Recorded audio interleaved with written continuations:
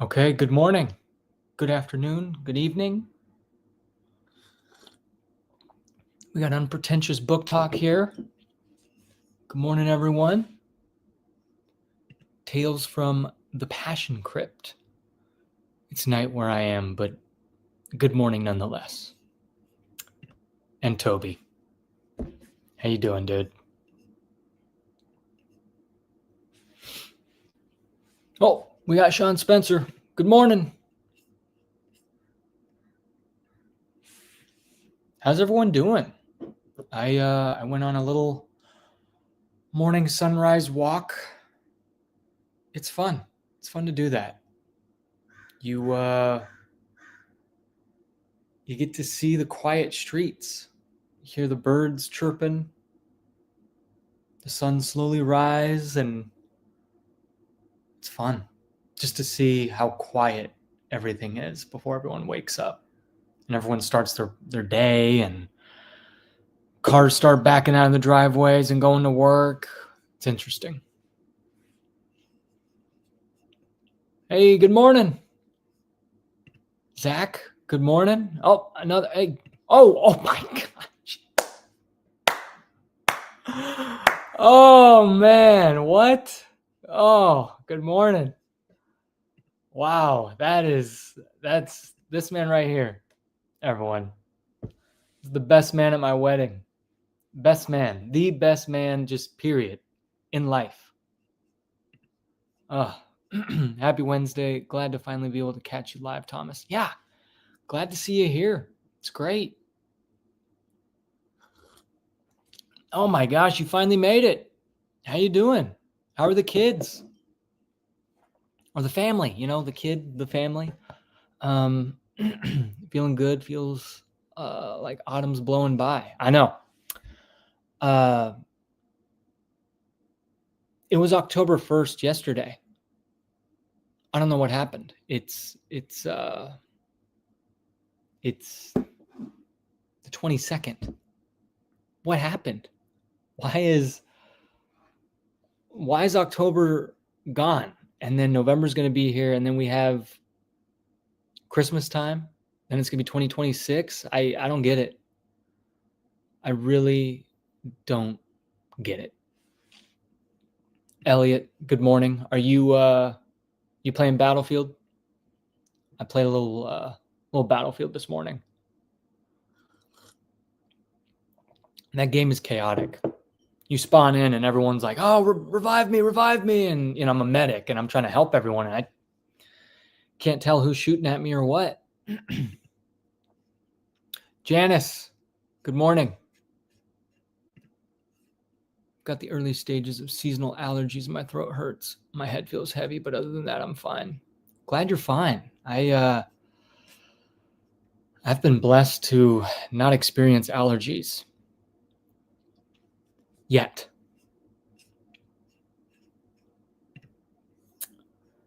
Have I read Dan Brown books?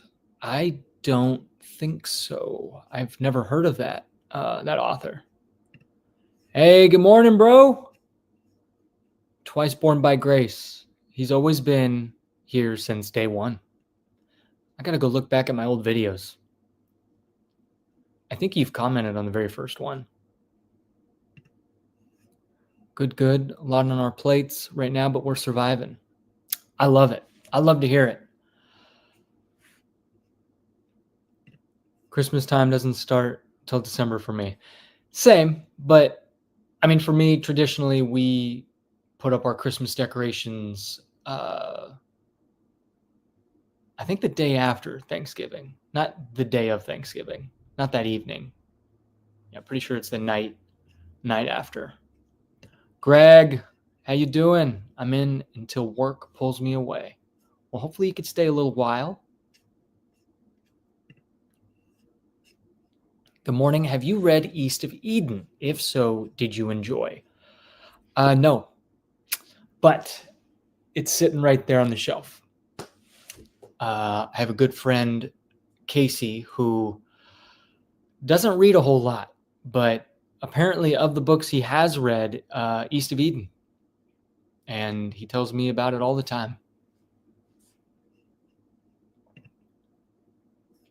First half of October felt like September part 2 in Iowa, at least. Ooh, Iowa, yeah. Is it hot there, or was it hot? Because I went to Boise for a job once in October. No, late September. Boy, was it hot. It felt like summer. You should play Valorant instead. That's funny. I tried it. I do enjoy the strategy of Valorant, but I just don't have anyone to play with on that game.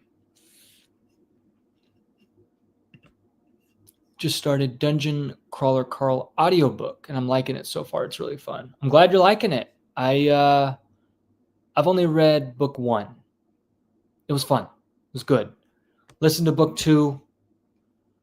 Personally, I was a little exhausted by the audiobook. But my wife, she's loving the books. She reads them physically. She's on book 6. Loving it. Loving every bit. From August to November, I am all in on autumn feels. Same. I want it to feel like fall. The mornings and evenings are finally cold, but once that sun pops up and it's like 10 a.m. here, oh my gosh, it's like you gotta wear layers because you gotta stay warm in the morning, in the evening, but in that afternoon, take that jacket off, maybe pack some shorts with you because, oh my gosh, it's hot. Played Battlefield this weekend, but now I'm spending the day before work, hopefully finishing Buffalo Hunter x Hunter. How's that book going? Dan Brown is the author of Da Vinci Code. Oh my gosh. I didn't know. I've heard of that book. Yeah, fam is good here. I'm extremely behind on my reading, to say the least. I'm still trying to find motivation to dive back in. Coffee gets me halfway there, so cheers. Cheers. What's everyone drinking this morning?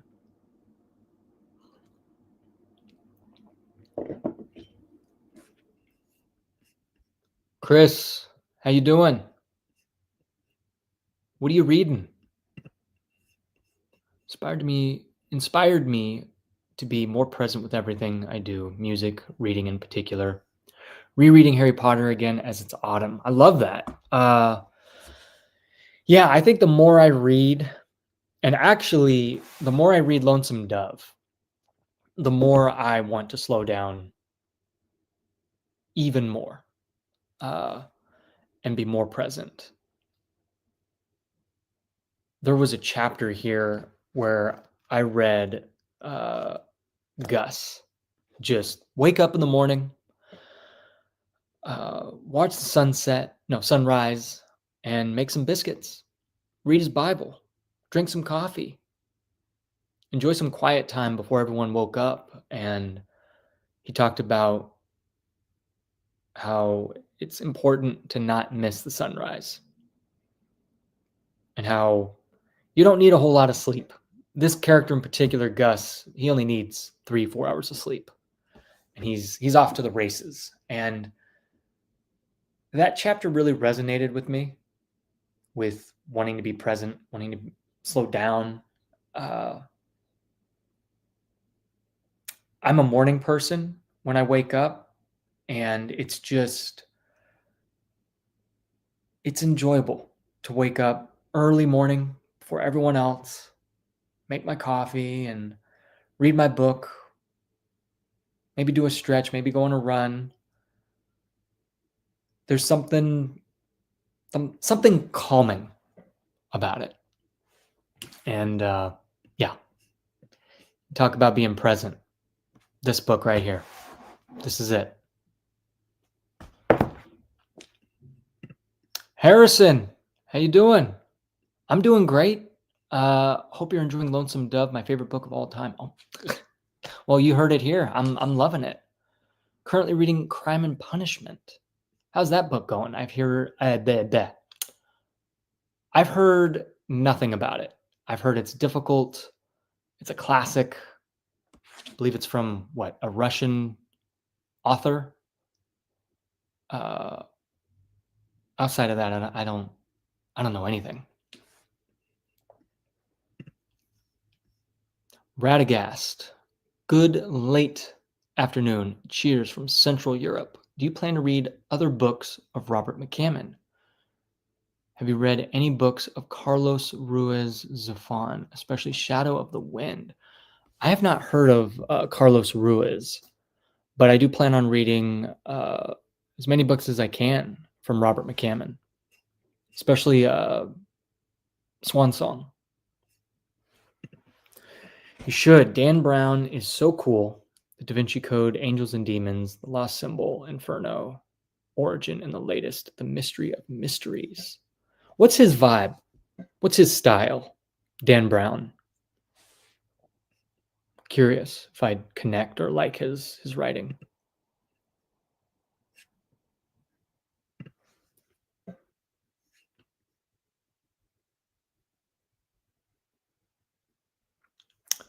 Books published by Orbit. Yeah. What books have been published by Orbit? I'm sure I own a few. I think the Witcher books, right? Let's do a quick Google here. Books published by Orbit. Oh yeah. Howdy, I'm drinking my cup of joe out of a mug with a dignified bison on it. God bless. God bless, Seth. I'd love to get a little more, I guess, eclectic or a little more stylized mugs. These are cool. I like these thick diner type mugs, but I want those unique looking mugs. Something with some originality. Trying to finish The Will of the Many so I can jump into King Sorrow. Everyone's talking about that. Everyone is talking about that. And then in a few weeks, we'll be talking about the final Sun Eater book. I've been behind on the book hype for probably 5 years now. Dan Brown turns history, art, and religion into thrilling puzzles. His books from the Da Vinci Code to Angels and Demons blur the lines between fact and faith. Very interesting. The book is so good, man. My favorite read of the year. I love it. And wasn't Project Hail Mary your favorite book earlier this year or last year? I can't remember. Dang, wanted to drop in to just say what's up, heading to sleep, third shift life. Fleming, I appreciate you hopping in, saying hey, and get some rest. And then when you wake up, maybe get some coffee. Good afternoon from Belgium. Got the Last Unicorn as a B-Day gift. Loving it. Really like your YouTube style. I appreciate that, Jesse. It's one of my favorite books of all time. So I'm happy you're loving it. Drinking black coffee, of course. Wow, I am behind on the chat yet again. Bear with me while I catch up. What a blessing it is to be behind on the chat, right? 37 people here. Imagine 37 people in this little living room. We'd all have to sit on the floor. There wouldn't be much room. Bones Coffee, Dragon's Lair, good coffee, cheers. Good coffee, Brad. I'm basic, so I'm drinking pumpkin coffee with eggnog creamer. Basically, it's an eggnog latte. I like that. That sounds fun. Man, I am so excited for Christmas time because Trader Joe's comes out with that winter blend coffee. And again, I'm not the biggest store-bought coffee guy. But let me tell you, that blend is so nostalgic for me. Ain't nothing more relaxing than a morning of coffee and a book, except when Thomas goes live. That's number one. You're so kind, Jedi. Oh no, Toby, we're losing Toby. I'm off for a quick getaway the end of October for Halloween. Oh, I thought you were off leaving. Let me just read the sentence first. For Halloween, so trying not to pick up too heavy a read before then. Don't like pausing a book midway. And I know you are a very seasonal, immersive reader. So I know you're saving your Halloween reads closer to the time. I can play Valorant with you, just not sure about the servers in ping. I'm from India. You know, wherever you are, we'll find a way. We will find a way. Currently listening to audiobook of Something Wicked by Ray Bradbury, but my brain isn't computing properly due to allergies.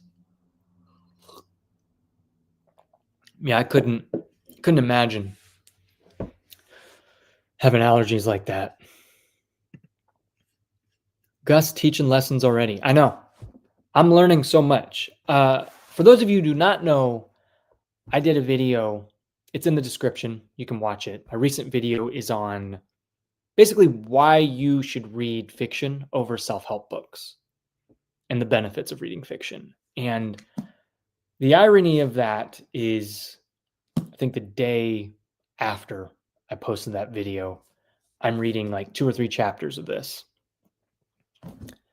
And I've just learned so much, and I've felt so much, and I've resonated with so much with Lonesome Dove. It being a fictional book, fictional characters, but the town, the characters, the people, their mannerisms, their behavior, their beliefs, it all feels real. And it's hitting hard, and I love it. I did finish Anxious People and loved it. Yeah, my uncle was telling me about that, and he loved Anxious People. He cried, he laughed, he cried, he smiled. All the feels. Hey, reading is going great again. I'm reading Under the Eagle by Simon Scarrow. Very cool. What's that book about?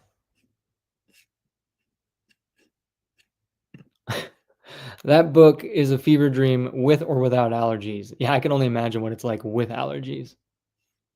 Starting to feel like winter here in Ohio. Okay. Man, it's crazy how we all have just different climates wherever we are. And then where I live, we just have microclimates. We go over the hill and it's 90 degrees. Out here on the coast, 60, 70. Phil, good morning. Good afternoon. Where I am in Belfast, just reading The Fisherman by John Langan. Off to a good start. Very cool. I think I need to be more present when listening to it. I had to do a double take several times to figure out what's happening. The Secret of Secrets, actually not the Mystery of Mysteries. Okay. Appreciate that. I want to read A Shadow of What Was Lost super fast, but I also want to take your advice because I can only read it for the first time once. You know, sometimes we want to read a book really fast. Sometimes that happens. And if you're feeling it, if you want to rip through it, go ahead. Who's stopping you? But I think it's all about the approach and your attitude behind it. If you are wanting to read it fast and you just want to immerse yourself and metabolize it and just get lost, cool. But if you're trying to read it to race through it, just get to the end of it for the sake of it and say you read it, that's where I'm at. You know, I try to speak against that on my channel. I feel like on booktube, it's easy to feel like everything is a race and a competition. Whether that's intentional or not, it's just how content is put out. It can easily apply pressure on people's subconscious and have it feel like reading is a race. But no, It's not. Only you can read at your own pace. That chapter with Gus was where the book really sunk the hook in. I'm just over 130 pages in now. Triton, I agree. I think that is very true. That was the chapter as well. Me being a morning person and reading about Gus waking up in the morning making biscuits, how calming it is. It's so good. I'm purposefully reading this slower than usual, and I'm already a slow reader. And I'm reading it slow because I know it's going to be an all-timer for me. I just know it's going to be a once in a lifetime kind of book. And I just don't want to rush it. So I'm reading it even slower. I'm reading maybe a page or two a day at this point. Maybe a chapter, but it's funny. And when I put the book down and I'm busy with life, editing, working, getting coffee with friends, and just trying to be close with the family and everything, that Lonesome Dove is just right here. The back of my mind, I'm always thinking about it. And I haven't even touched the surface. Okay, it was The Secrets of Secrets and not The Mysteries of Mysteries. I got confused with its latest book title. That's okay. It happens. I wonder what the most present book you've ever read is. I love The Last Unicorn, for example, but it's so ethereal. It never felt present or grounded. Maybe McCarthy, personally. Toby, I'm going to go ahead and say The Last Unicorn I ripped through in 2 to 3 days. It was ethereal. I was in it and I was out, done. But it's still memorable. I think it's going to be Name of the Wind, All the Pretty Horses, and Lonesome Dove. Right now, Lonesome Dove, I think, takes the cake because it's recent and I'm currently reading it. But man, let me tell you, there's one thing about being immersed in a book, immersed in a story, in a world, but also where that book is hitting you in the stomach. I don't know how else to explain it, but when a book is lingering and you have this feeling, like maybe gentle butterflies, maybe it's a subtle knot, maybe a little bit of pressure in the stomach area, that's when I feel like a book really hits. And then you just can't stop thinking about it when you put it down.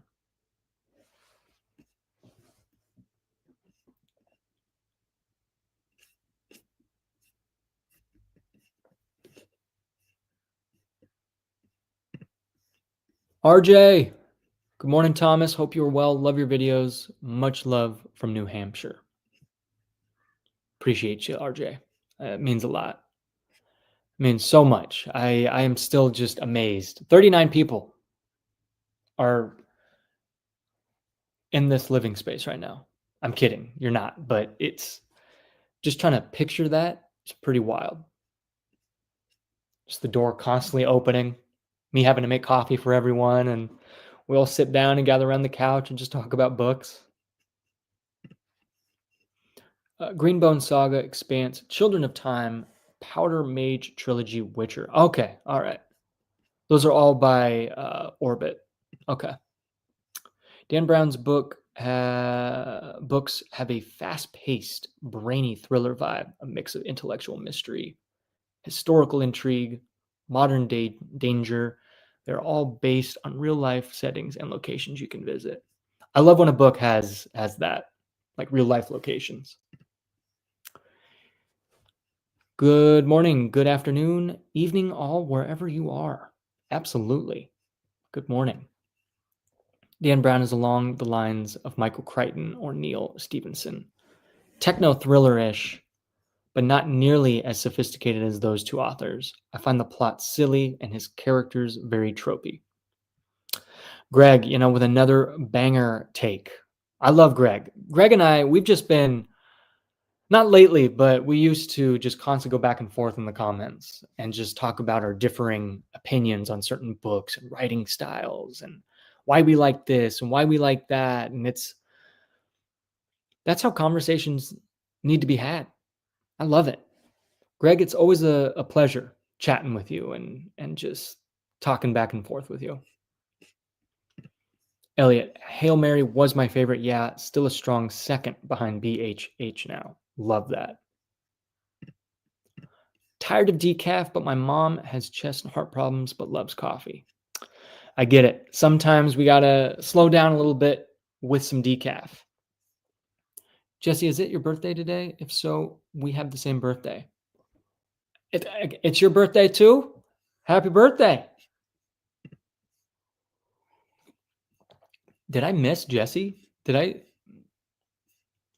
Jesse say it's a birthday today? Huh. Not bad. Well, happy birthday. Woods, hey man, hope you're well. I'm doing great. 37 people and all from across the globe. Cheers. I know. It doesn't get any better. Hope you had a great time watching The Witch.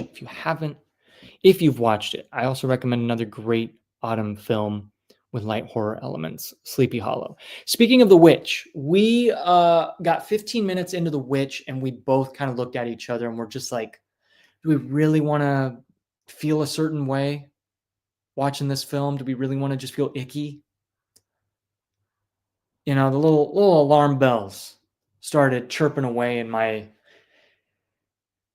stomach, and I'm just like, So we just played Stardew Valley that night. And not last night, but the night before, we watched Scream. The very first original Scream. My gosh, that movie is so bad, but so much fun. We've surpassed high school class size and are approaching college lecture class size. That's great. What is your favorite environment to read in? I love reading near running water, huge fountains or waterfalls. That sounds amazing. I would very much love to do that. I would love to have a campfire by some running water. That'd be the dream. But honestly, I think a coffee shop. A specific coffee shop, though. It'd have to be quiet and cozy. Can't be loud and constantly cranking loud music. I like a coffee shop that is chill. Lonesome Dove absolutely made me fall in love with the genre of Western historical fiction. Yeah, I'm in love with the genre. I love Westerns. And I feel like after Lonesome Dove, I might just continue reading Westerns. No Country for Old Men. Finishing the Border trilogy by Cormac McCarthy. Blood Meridian. I have all sorts of Westerns that I want to read. Love a good vampire book in December. Something about a dark Christmas goes well with a bloodsucker. You talking about, oh my gosh. You talking about Nosferatu by Joe Hill? I would love to read that. Thomas, you'll absolutely love this. Look up the Folio Society edition of All the Pretty Horse. My wife gifted it to me today, and oh Lord. Happy birthday. What a great gift. Yeah, I have checked that out, and it's gorgeous. Before I forget, I'm going to send that link to my wife. That way, when Christmas time comes, we'll be ready to rock and roll.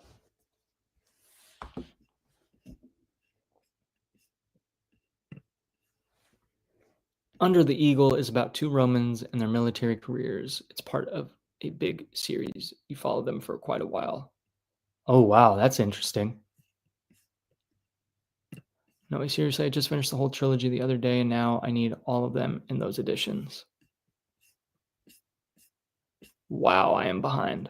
Let me actually run up to present time, and then I'll go back and catch up. I just read Joe Hill's Nosferatu. It took me by surprise how good it was, creepy, unique, and surprisingly touching. Yeah, I'd love to give that a shot. Yep. It's a big one. I don't know how many pages, but it's a thick one. Lonesome Dove is a series. You should read the other 3. Yeah, we'll see how I feel after I read Lonesome Dove. Part of me wants to just read it as a standalone and just kind of keep that as is, but if I'm just so in love with it, I might have to. Even though I don't drink coffee, I can appreciate the smell. Yep. I had the coffee machine running, went on my walk, came back. House smelled like coffee. So nice. How about the other Lonesome Dove books? They're all great. I ate them up. Okay. All right. Well, it sounds like I need to eat them up. Coffee shop is my number 2 for sure. Absolutely. Yeah, if I had it my way, I'd live in a little cabin in the woods by a river, read out there. But coffee shops will do just fine.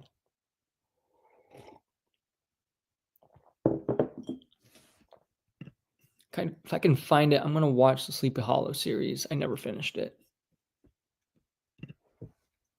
Hey, Thomas, good morning. Near the end of the book, Stephen King, The Outsider, short talk, laundry day, and reading. It's always fun time. Cold northern Canadian winds off Lake Superior. Beautiful, beautiful. The witch to Stardew Valley is the true duality of man. Yeah. We wanted to just flip it.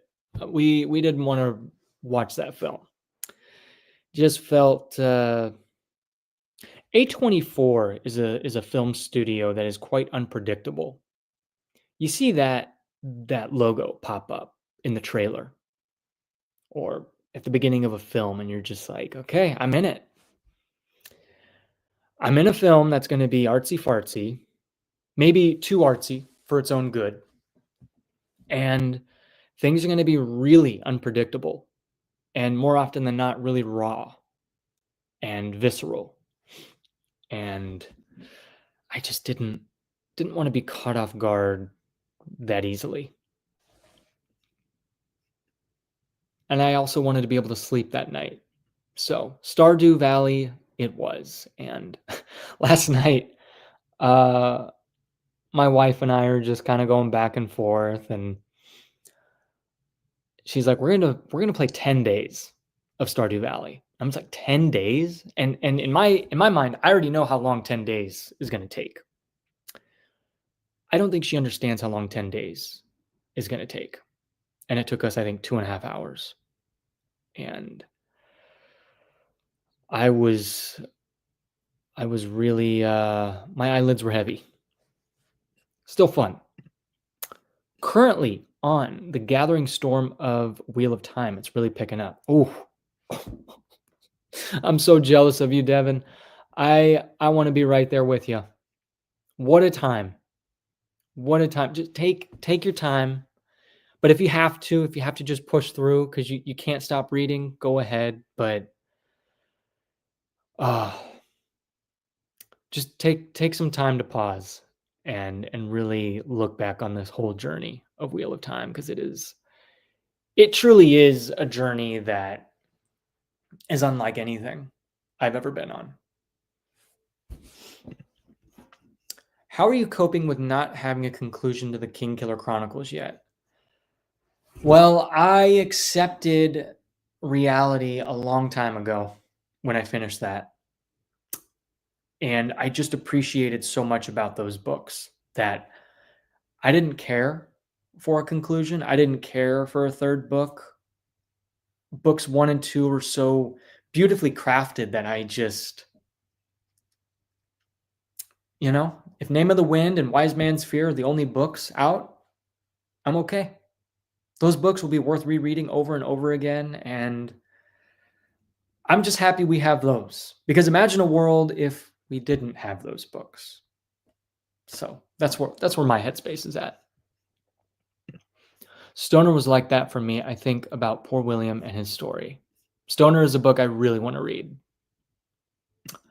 How about Donna Tartt? Read hers? Man, you are reading my mind. I have two of her books waiting for me, The Secret History and Goldfinch, The Golden Finch. Those books, really want to read those. Lonesome Dove wrecked me when I read it earlier this year. Yeah, Harrison, who are your favorite characters so far in Lonesome Dove? The crazy thing is, I love every single character because every character feels real. Larry is just able to. He has a way of presenting and kind of throwing you in to certain scenes and conversations. The way these characters talk to each other,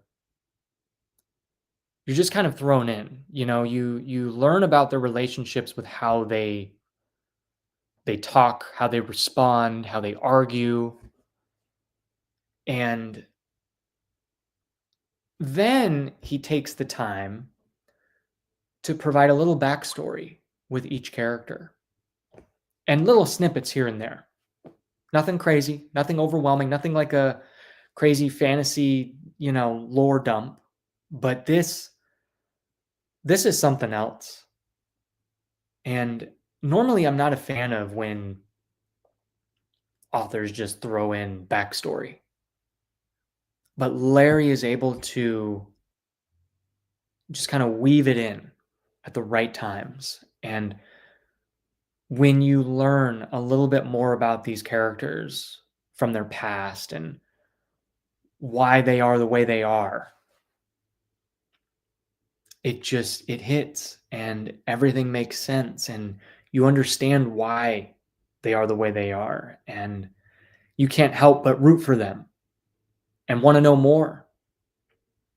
I hope, goodness, I'm already blanking out on a name. So Dish and Jake, and I believe Dietz, they all joined the house and they're all trying to talk about Gus trying to make more breakfast. I hope this scene is the entire book. Just Gus making biscuits for everyone.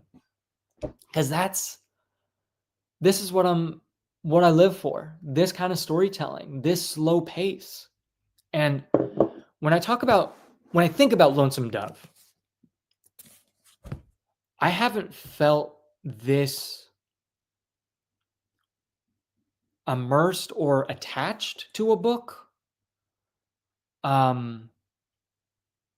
in a very long time. And I think it was since I think Wheel of Time book 1 was the first time I felt that way. It's Name of the Wind, Wheel of Time book 1, and Lonesome Dove. I think these books I've just never felt so attached and enthralled. And again, that's why I keep saying I'm going to read this book even slower than I normally read, because I don't want to rush it. Gosh, so good. So good.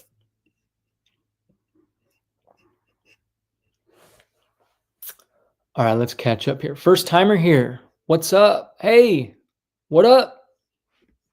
How you doing? What are you reading? I don't know how to say your name. Skontar? What book are you currently reading? PI is absolutely goated. Okay. Stoner was dreary for me, but I think that was the point. Life of hardships, living through it without flinching away. Ooh, that sounds like a nice concept. The Goldfinch is unreal.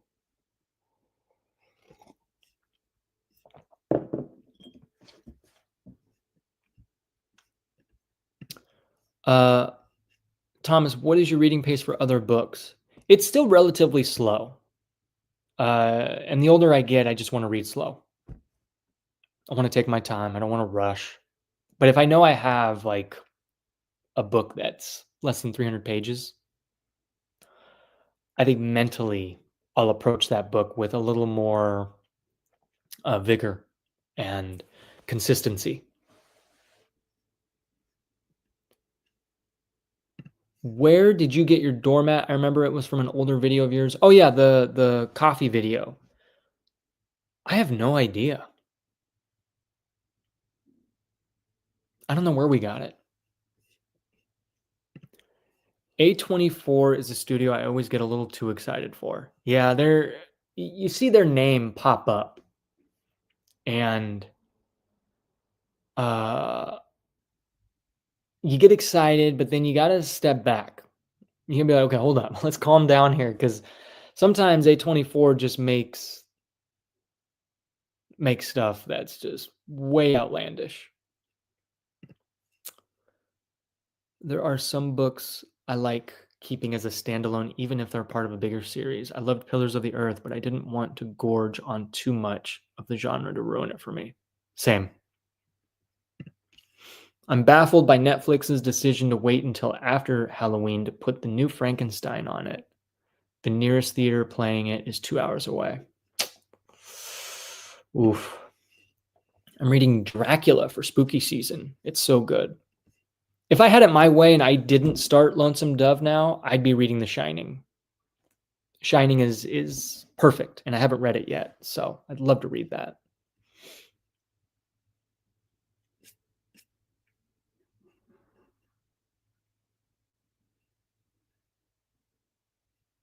Wait, what? Even the names Larry. Oh yeah, Gibbs characters are perfect. I know, and they're memorable names, and you don't mix up the characters. I was talking to John, who was actually in the chat earlier, uh, about Lonesome Dove and how Larry McMurtry. Is that how you say his last name? That's why I call him Larry, because I don't know how to say McMurtry. I think that's right. How this author presents a room full of characters and names, but it's never overwhelming. Because you're always going to come back to that character. You're always going to come back to a character and learn a little bit more about him.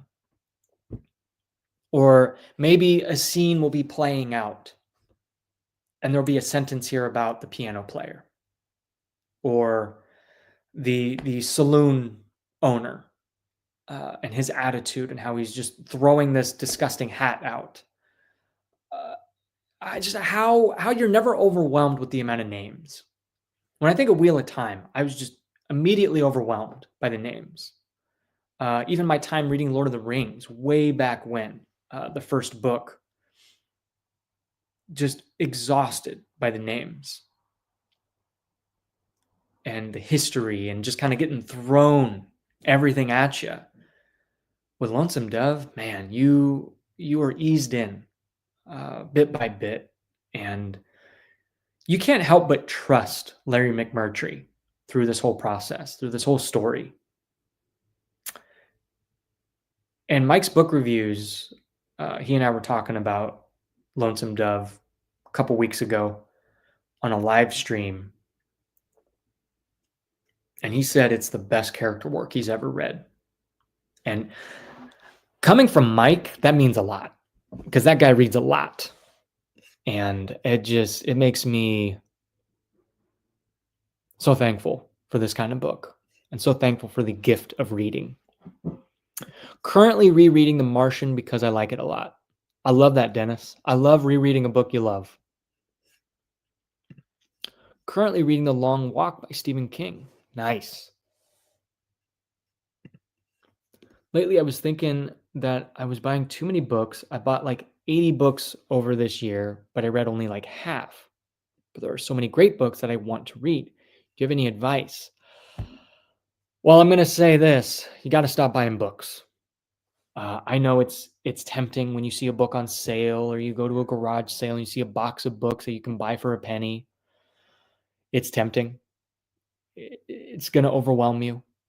It overwhelms me. And I know everyone's different. My sister-in-law loves buying books. She has a giant bookshelf. It doesn't faze her. She loves collecting. She'll read at her own pace when she reads them. But sometimes buying books takes priority over reading them, and I think it's best to switch it. Read the books you own first before buying a new book. Or maybe read a book or two before you buy a new book. Kind of set a rule for yourself. Okay, I can only buy a new book if I read the current book in my hand or read 2 books. That way it's kind of you're always having that 2-to-1 ratio, so you're never overbuying. If that makes sense. Hopefully that helps. So true about buying books versus reading books. That I need to make a video on that. Although I feel like I need to do research on it because the thing is, I don't do a lot of research for my videos because a lot of what I say is from within me and from my experiences and from the conversations I've had with people in my life. The real conversations, not conversations I've had or conversations I've read in the comment section of someone else's video or forums online.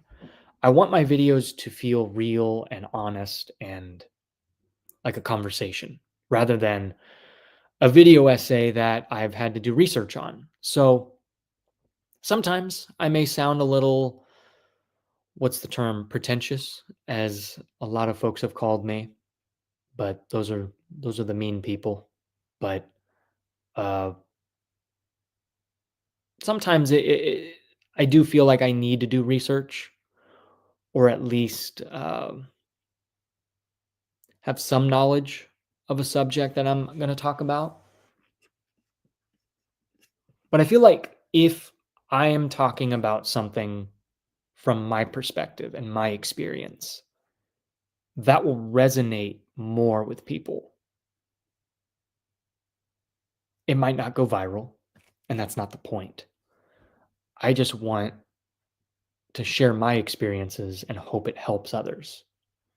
And hopefully we can all relate or have a conversation around it. So something like buying books versus reading them sounds like a great topic. I did a video, last week on stop reading self-help books and read fiction. I might have been grasping at straws with that one, but I have my opinions and my beliefs and my experiences with that. And I think it's something that needs to be talked about. Audiobooks versus physically reading. At this point, that is a subject that is kind of a hot topic. Sure, I have my opinions, but at this point, you just got to ingest a book how you want to ingest it. But that'd be fun to do more videos on that. A lot of ideas, a lot of different video topics that I'd want to do and talk about.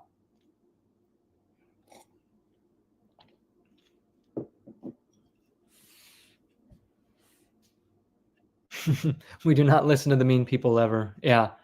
My favorite author, Patrick Rothfuss, mentioned focus on the 99, not the 1. Focus on the 99 comments that are maybe not always uplifting, but conversational and honest and kind and real, rather than the one person who just hops on to just say, hey, I got broccoli hair. You're pretentious. I don't care. I didn't read the video, or I didn't watch the video, but I'm going to leave a comment.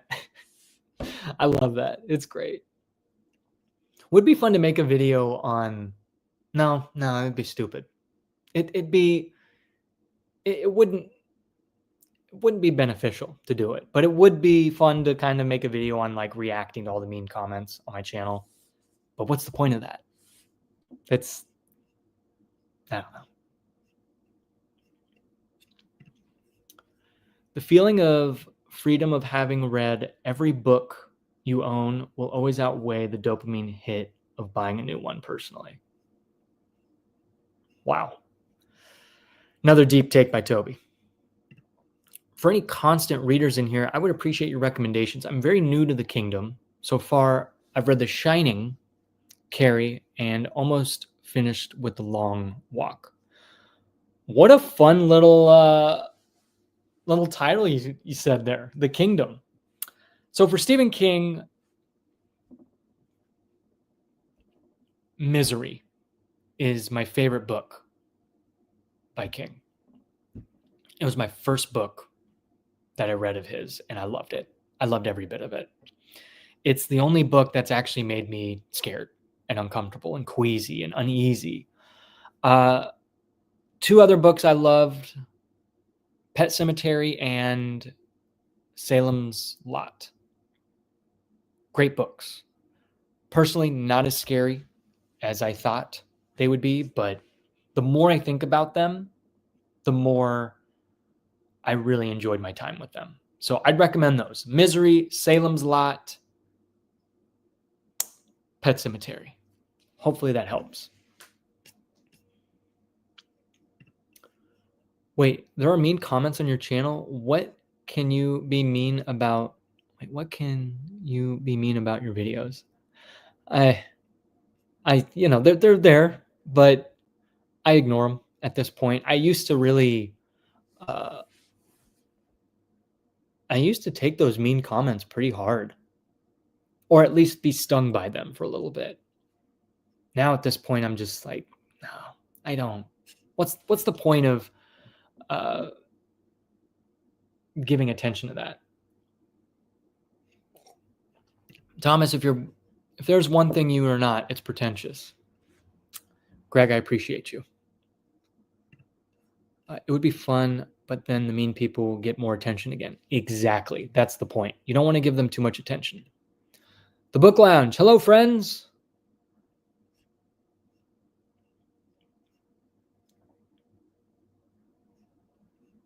I have yet to read Dracula. Let me look that book up real quick. Dracula book. 1897? Whoa. Gothic horror novel that established many modern vampire conventions. Wow. Wow. How many pages is Dracula?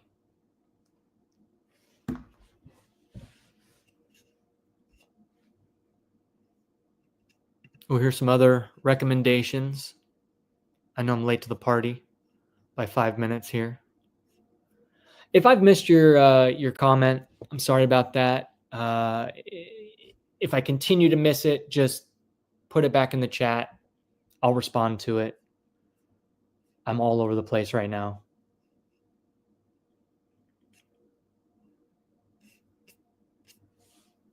Dracula was amazing. So what is, I know it's kind of maybe a dumb question, but what is Dracula about? What's the elevator pitch on that? Dracula was fire and still holds up. I'm reading Frankenstein now, which is in 1818, and it's definitely pretty outdated. 286 pages in Dutch translation for Dracula, but it was a very fine print, okay? Depends on the edition, around 400 pages, okay?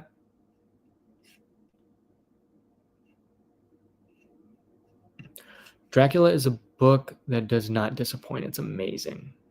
I flew through it without even meaning to. Isn't that fun? When you read a book and you fly through it without meaning to. You know, knowing me, I am a slow reader, but there will be a book that I just cannot put down. And with how that book is written, you can't help but just breeze through it. Love that. And then you blink and book's over.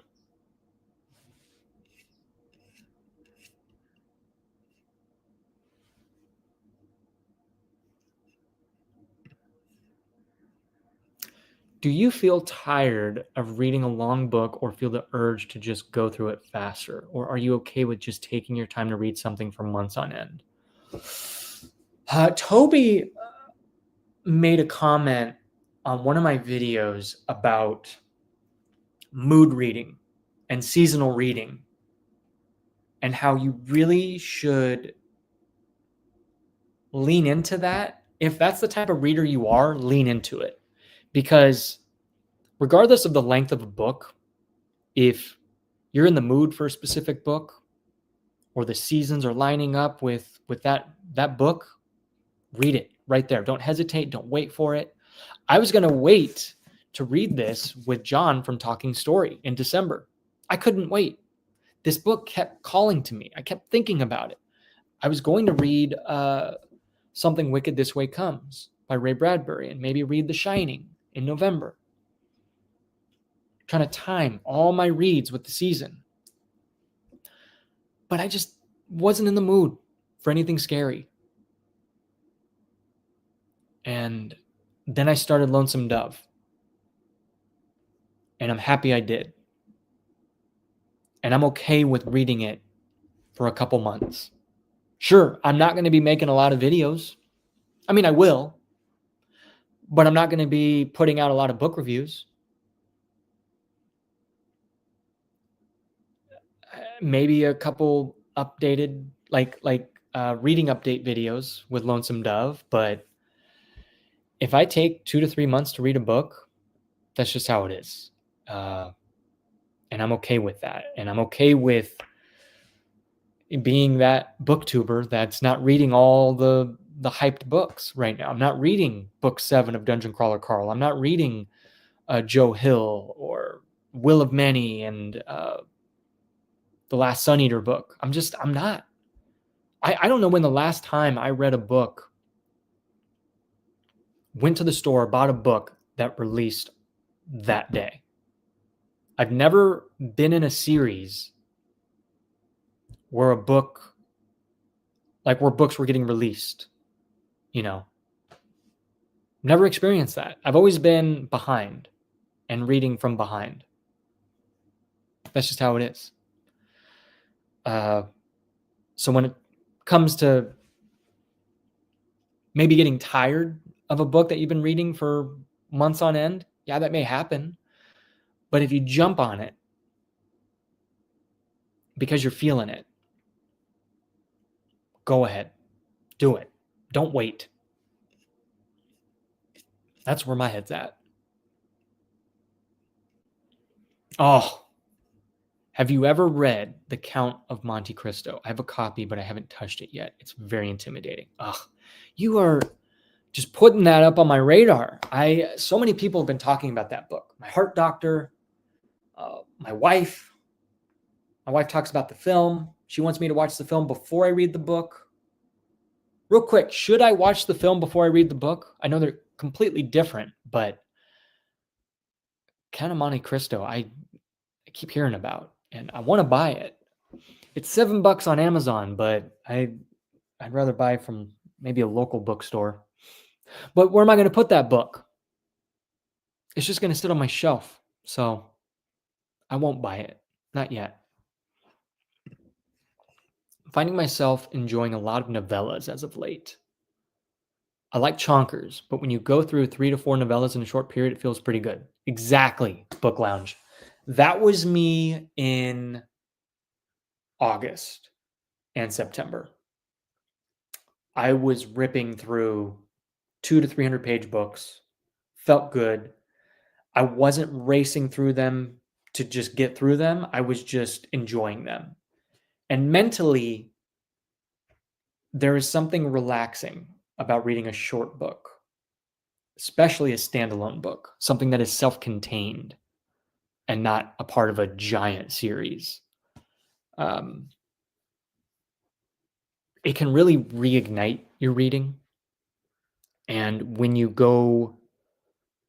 done with a bunch of small books and you return to a chonker, a thick book like this, it's gonna create some impact, some excitement.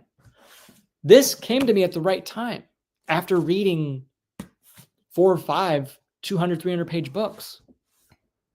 It's nice to finally read a book that is going to stay with me, and I'm going to get to stay with it for a while, for more than 200 pages, more than 500 pages.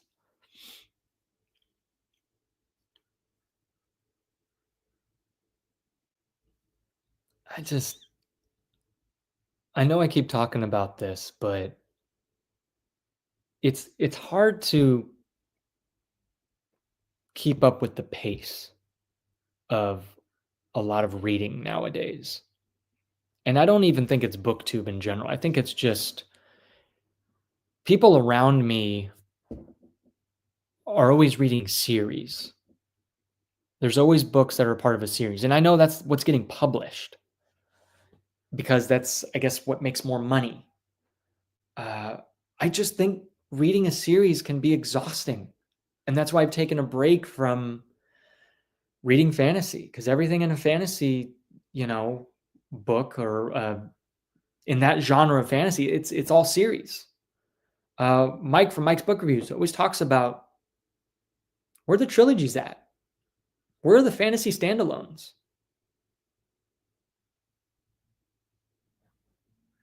Now I'm just rambling. But anyways.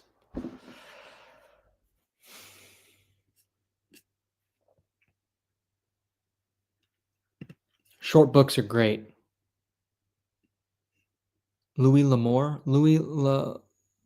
I can't read that. Fantasy standalones are so hard to find. Yeah. I agree. I get a giggle out of the two pigs every time they are mentioned. I want a whole book just about Gus and his two pigs. I know, same. Oh no, Tails is leaving us. All right, I gotta go. It's been fun. Appreciate you, Tails. I take my time with series. Why rush through it? For me, I like to be immersed in the story. If I speed read it, I feel like I'm not taking it all in. I agree. When I read a series, especially post Wheel of Time, I'm now giving myself permission to take a break from that series, even if it's a trilogy. I don't read it all the way through. I started Sun Eater, read book 1, didn't like it. Don't really care to dive into book 2 anytime soon. It's very dense, and I want to enjoy what I'm reading, so I took a break from it. I'll return to it when I get to it. I started, oh my gosh, Farseer Trilogy by Robin Hobb. Loved book 1, but again, I'm taking a break from fantasy, and I just don't really care to return to it anytime soon. So taking a break from series has been very liberating. When I read Wheel of Time, I always felt this obligation to read it all the way through because I was afraid of forgetting or losing interest if I didn't push all the way through. But man, taking a break, reading standalones, just fiction in general, seeing what an author can do within a front cover and a back cover. No other books, no prequel, no sequel. Seeing what they can do with one book is so much fun.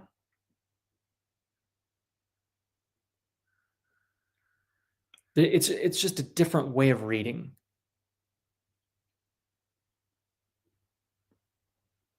Yeah. I love seeing an author do something special with less than 200 pages. Seeing what they could do with 500 pages. Love it. The key to enjoying any book, including a long one, is to enjoy reading it in that moment and think a lot less about, oh my gosh, I'm not done yet. Yes, very true. Everyone write this down right now. Tattoo it on your arm. Put it on a poster in your room. Something. That is very, very true. It's all about your attitude and your perspective and how you approach reading a book. Because ever so slightly, if you're reading a big book and you're thinking, oh man, I'm not done yet, or oh, look at how many pages I have left. Oh, your mind is going to be focused on that rather than enjoying the book and getting lost in the book. It's easier said than done. Have you read any? I don't know how to say that. I don't think I have. How do I say that? I don't even want to read it. Pinchon?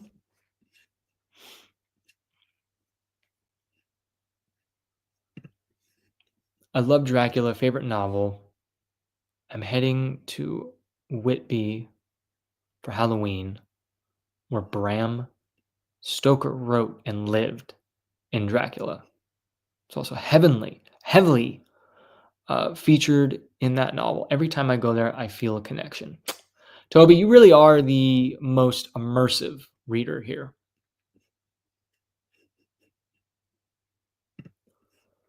Same thing happened with me for Mistborn. I feel like the binge watching culture of streaming has been bleeding into reading. I agree. And with social media and book talk and booktube and the pressures of always staying with the same pace, staying with everyone, the FOMO, fear of missing out, it's so easy. But it's not just reading, it's movies, TV, like you mentioned, video games.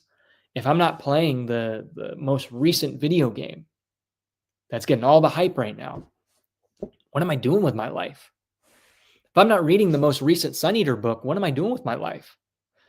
If I haven't finished all of Dungeon Crawler Carl, what am I doing with my life? What can you do? That's not the point of reading. That's not the point of watching TV, the point of playing video games. You should always do what you want when you want and just make sure you have the right approach. Don't allow that pressure of all these hype videos with all our various hobbies, trying to hype us up and make us feel like we're missing out. It's tough. It's just kind of how it is now. Sounds like you have PTSD from trucking through the entire Wheel of Time, which is understandable. Yeah, but I'm happy I did it that way because it made me appreciate all the books that I read after. And it also made me appreciate Wheel of Time in a different way than if I were to just kind of read a book here and there. Had that with Dungeon Crawler Carl, read them 1 through 6 all after each other, and it was a bit too much, too fast. Taking off, gotta lock in on work. Thanks for streaming. Hey, I appreciate you joining.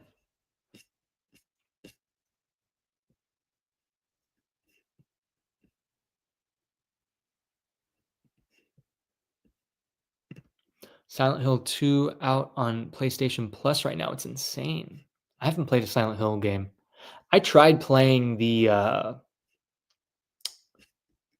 Silent Hill Homecoming back in high school, and my gosh, couldn't get past the tutorial. Have any childhood favorites that have stuck with you? For me personally, St. George and the Dragon. I wasn't that big of a reader. I loved Goosebumps. Hank the Cowdog. Hank the Cowdog. Yeah, Hank the Cowdog books. Magic Treehouse. Loved those. Didn't grow up reading Harry Potter. Wish I did. Know exactly what you mean. It's been months since I touched any series, and I've never felt so free reading standalones. Just jumping between authors and genres, reading whatever the heck I want. Yes.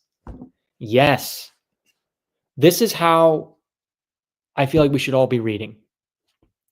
Yes, read series, read what you want, but I just sometimes I feel like when an author or a publishing company drags out a series so long, you feel this pressure and this kind of chore. It becomes a chore sometimes to just keep reading the same series over and over again and to try to keep up with everyone else. It's nice to read a standalone and be like, cool, I read that book. Now I could just ask someone, hey, have you read this book? Not this series. It's very easy to just talk about a book versus a series, because if someone mentions a series that I haven't read, I'll listen to you. I'll be polite.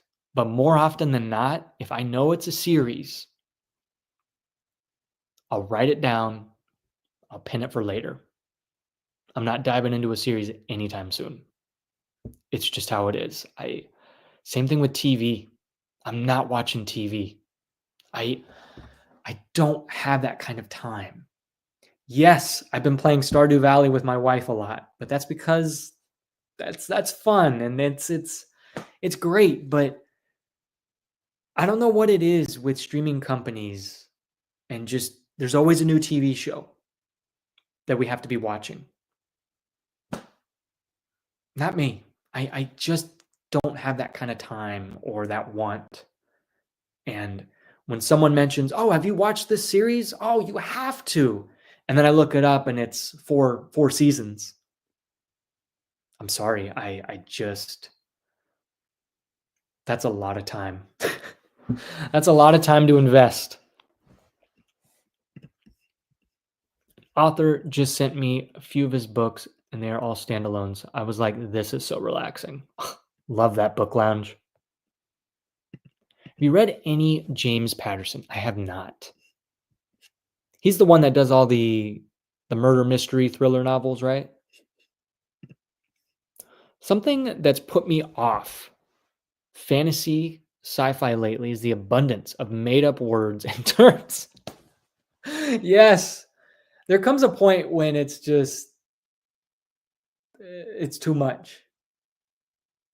And that is very true. Very true. I love when an author who's writing fantasy or sci-fi uses, say the English language, uses words that are very common or words that we didn't think could be used in a specific way. I love that. And that actually gets me more immersed and more connected to the words rather than having to have a second compendium book next to me at all times to refer to. We're taught just to consume everything, whether it be reading or games or even sports. It's important to disconnect sometimes and just relax without all the noise. Yes. Yes. Ben, you are so right. I used to be the kind of guy that's always having a YouTube video on or a podcast on in the background, but not anymore. And actually, I'm even being more intentional since reading this book, since starting this book. And that chapter with Gus, waking up, his morning routine. I'm going to put my phone across the room, leave it upstairs. I'm going to make my coffee, make my breakfast quietly. That's it. Yeah. You have all these books, these self-help books with routines and, oh, you got to do this. You got to wake up at this time. You got to eat your breakfast here. Caffeine intake right here. Make sure to get an hour of sunlight every day in the beginning of the day. Sure, that's all great. But Gus and him waking up, that chapter is more valuable to me. That chapter from a fictional book is more valuable to me than any advice book I've ever read, any advice video I've ever watched. Because it felt real. It felt real to that time. And there are people like that in real life who wake up like that. And it just hit me hard. Resonated with me.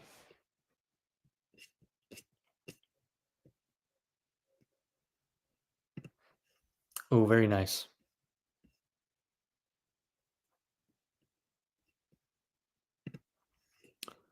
Ooh, the book lounge. Here we go. I feel like people read certain books to stay in conversation. Like you said, fear of missing out. But what are you truly missing? Only others talking about it, right? Yeah. Yeah.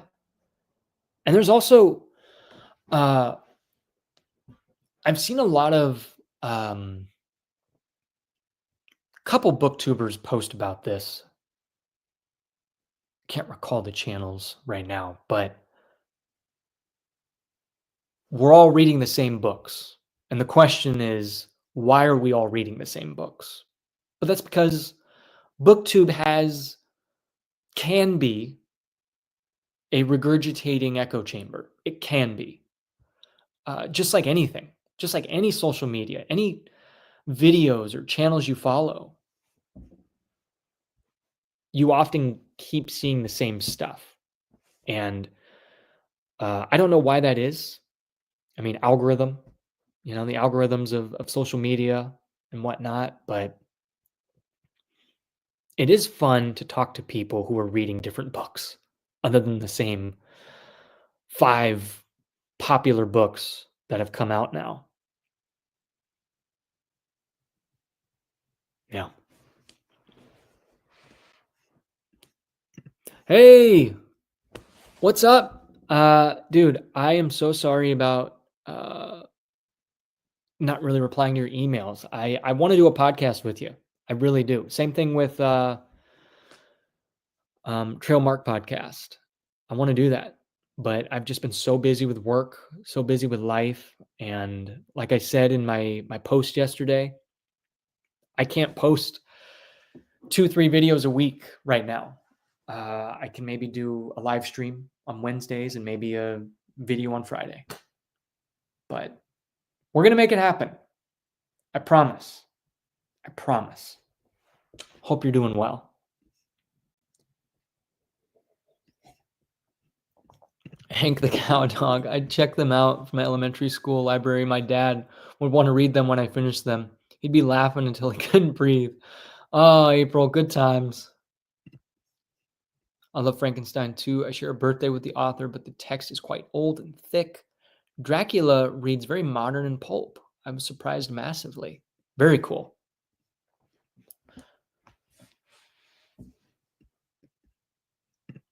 I just want to read every book, but I have to tell myself I can't. I just need to relax, take one at a time. Your channel makes reading relaxing again. Percy Jackson 20, I appreciate that. I'm happy that my channel can provide some relaxation, some calmness. Yeah, it's easy to get stuck in our heads. I want to read this. I want to read that. I want to play this game. I need to read this whole series right now. I need to watch this whole TV series. It's easy to get lost in all the noise.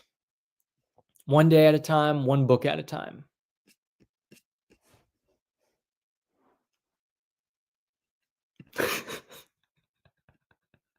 I didn't even notice it. Oh yeah, here it is, everyone. Self-help. There it is. It's okay, Toby. I misspell so many words in English still.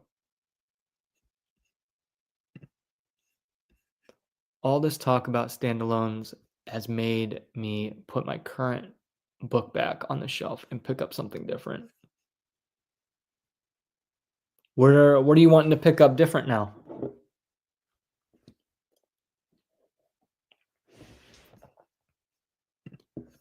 We need a video on learning to let go. A lot of people need to know when it's okay to stop reading or DNF a book they don't like, I feel. I have made a video or two on that, but I can always make another one. I think it's funny when I make a video, and sometimes I regurgitate or repeat myself because they all derive from the same principles I stand by and live by, the same mindset. And I think that's okay. And with how many videos are getting posted on YouTube, how many posts on Instagram every day, millions, millions of posts, hundreds of thousands of videos getting posted every day, I think it's okay to repeat myself every now and then and to just remind. Maybe have a video pop up in the midst of all the noise and just be like, hey, here's another daily reminder.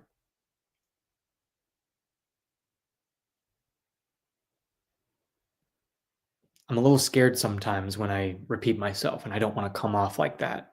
Like, oh my gosh, this guy's just repeating himself and he's talking about the same stuff over and over again. But I just have that mindset of, that approach to reading,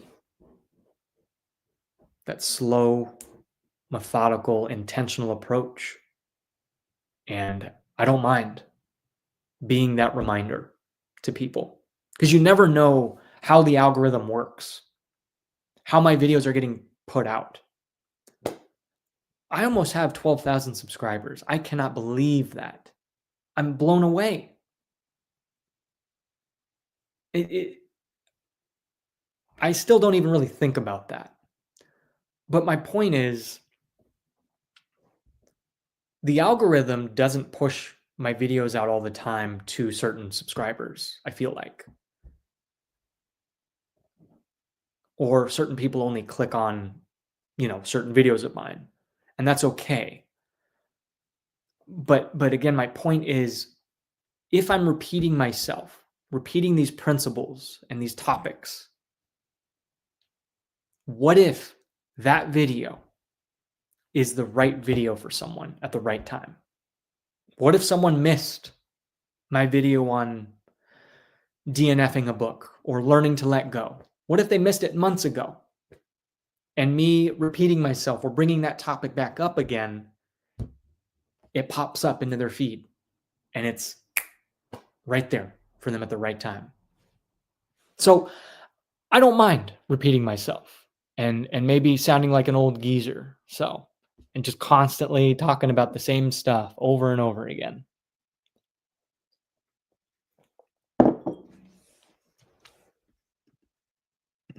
There it is. Yeah.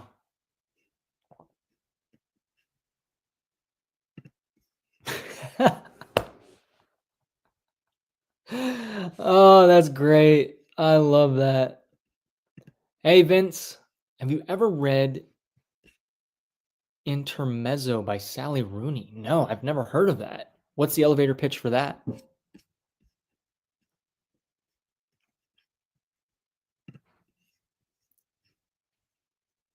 Friend sent me 6 books, 620, Man, The Whole Truth, Calamity.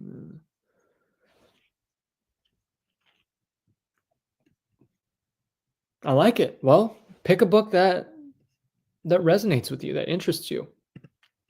The algorithm is quite antithetical to your reading philosophy. You could churn out top 10 videos and draw in my viewers, but that won't help readers understand and evolve their own reading feelings. Yeah. More viewers. Yeah, I don't have a top 10 list yet. I haven't read enough.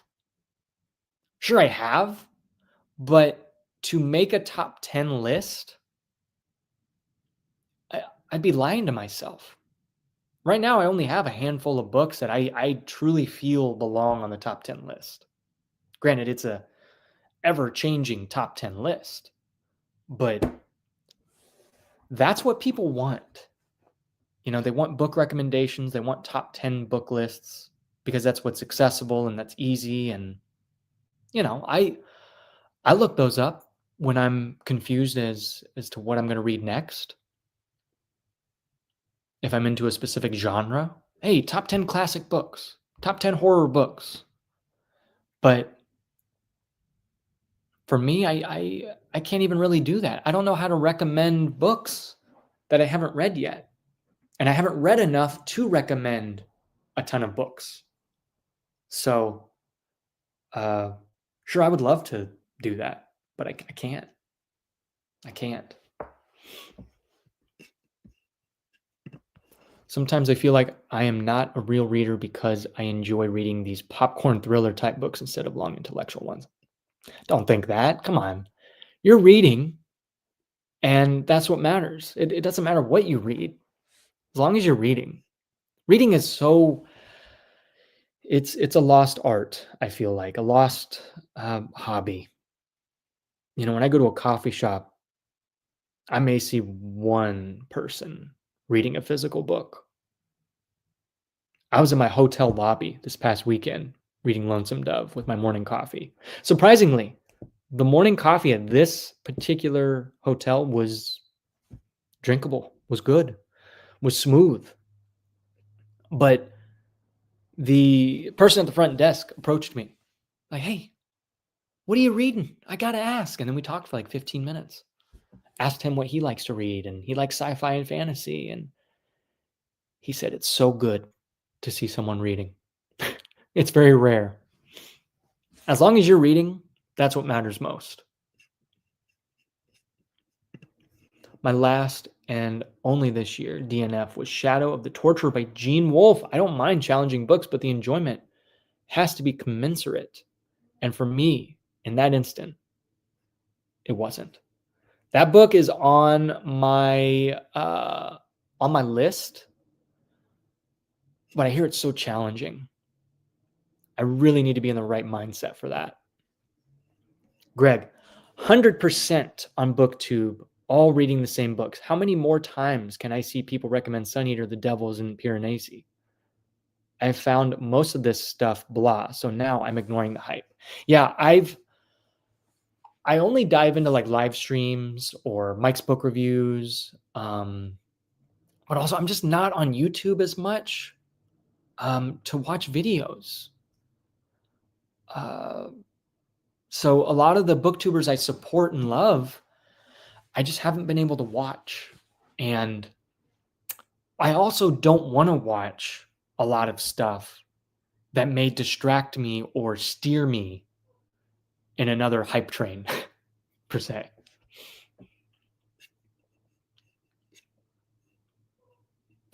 Yeah, also, Greg, that's why I like to talk about Name of the Wind over and over and over again, because no one's talking about it. Maybe I could be that one channel that just only talks about Name of the Wind.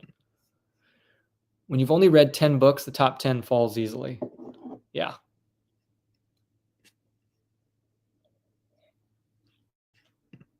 So glad I discovered your channel. It's really nice to have this community where we can just hang out, talk about our favorite books. So much of BookTube treats reading like a competitive sport. Skantar, I'm happy you found my channel, and I'm glad you're a part of this little community. Come on in, drink some coffee, and let's hang out. Yeah, like I've said, it's reading is not a competition. And I feel like anything, social media can make anything a competition. My wife is in the photography business. I'm in the filmmaking business.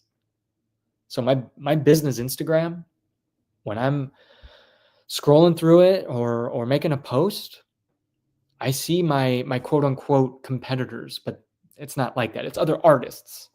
So it's easy to have that mindset of comparing and getting that kind of competitive mindset.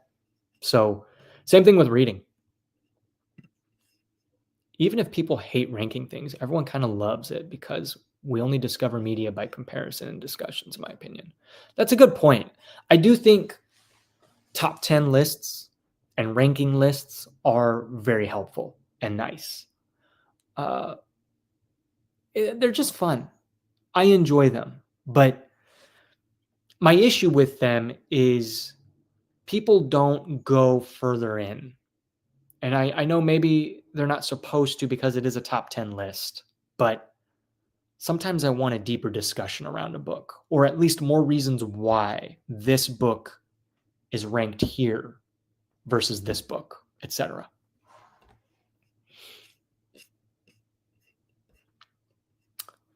Also, speaking of ranking books, that is what this week's video is going to be about. This Friday. Little tease. Maybe I'll be ranking something. We'll see. Tune in. Tune in for that. Like, subscribe, share. Follow me on Patreon. Kidding. The last book I DNF'd was Something Wicked This Way Comes. I got 100 pages in and didn't really care about the story, characters, and writing. I tried it, but it just didn't hit. Harrison, same. But I DNF'd it because I wasn't in the mood for it. And because I wasn't in the mood for it, the characters and the writing didn't, pull me in. We are a community of readers that are behind the reading curve. I like that. I'm going to write a little video idea down.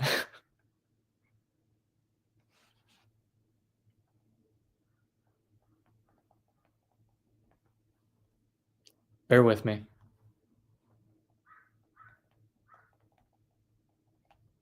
There we go.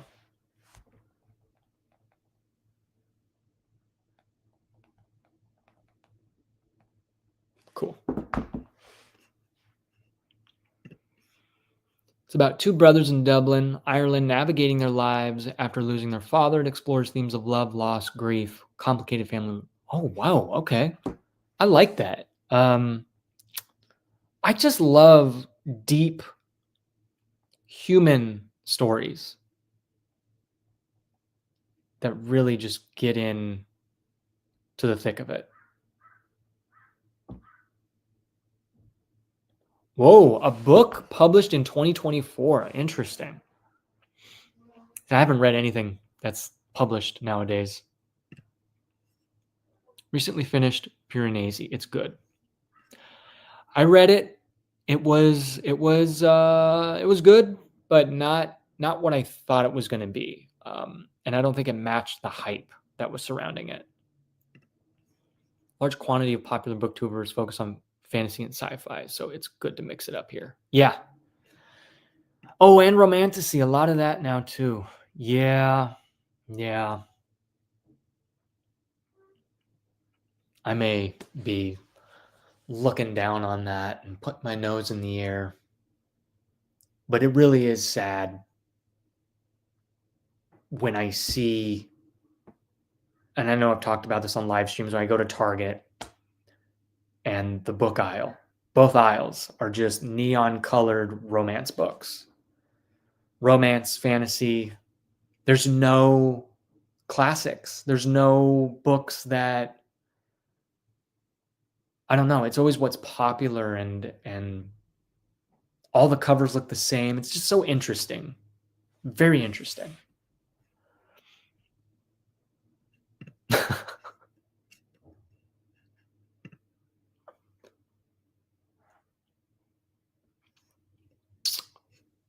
Hey, I just wanted to say that I was in your stream the other day and you showed me how much you adore Calm by Nature, and thank you. Yes. Everyone, go to Calm by Nature right now. I will make sure to link it in the description. His channel is amazing. Type in Calmed by Nature on YouTube. It's my favorite YouTube channel ever. No AI, all hand crafted art and music. I always have his music on, his ambiance on in the background during holidays and parties. I will constantly talk about that channel. Instead of asking for likes and subscriptions, follow me on this, follow me on that. No, none of that. You're not going to get that from this channel. You're going to get like and subscribe, Calm by Nature. I'm telling you, so good. It's so good.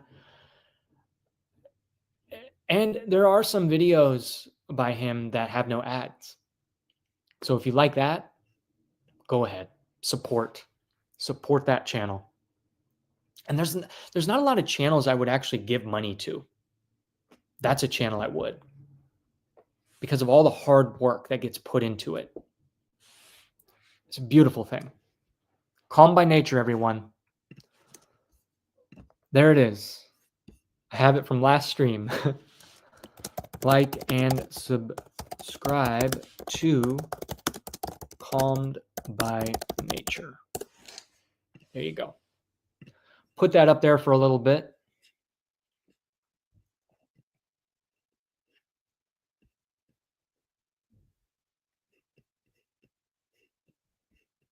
Let me catch up here on the chat.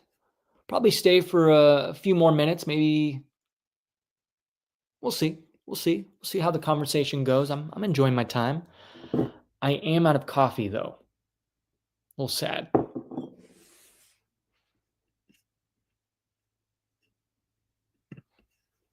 Similar in the writing industry. It's gotten to the point online where there are more promotions than people. We want to buy books by people we like, not nameless, faceless promotion. See, you would know because you are an author. I don't know.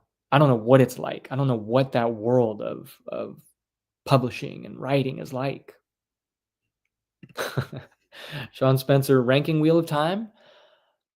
No, but it does involve Wheel of Time. Heaven, love the flannel. I appreciate it. I only have like 3 flannels. So during this fall season, during winter, you'll probably see me wearing the same 3 flannels in my videos, just like last year. I need to buy new flannels. I'm very particular, and I like quality flannels, something that lasts. We are the late party, always late to the reading party on booktube. I've heard this term, but it's this discussion thread on Reddit.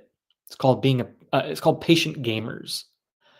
Patient gamers, and that spoke volumes to me, because sure, it's the year 2025. Your game of the year might be Kingdom Come Deliverance 2, which came out this year. But my game of the year might be Persona 5, which came out 8 years ago, because I'm a patient gamer. Same thing goes with reading. We are patient readers. We're okay with reading what we own or picking up a book that was written 40, 50 years ago. We don't need to dive into the new stuff. Not that that's bad. It's just, it's okay to be behind on the new releases.